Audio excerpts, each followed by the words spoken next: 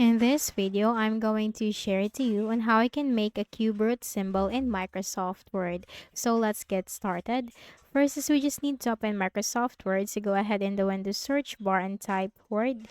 Click on it under the best match. Click on a blank document. Then at the ribbon at the top, you'll find all these tabs. Simply click on the Insert tab. And here you'll find Equation. Click on this drop down and choose Insert New Equation. Now the equation tab will be open at the top. Now let me just increase the size for the equation box. Go back to equation tab and here you can find radical.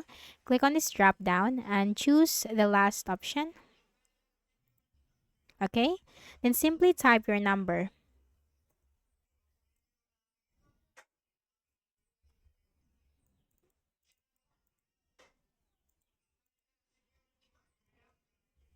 Like that.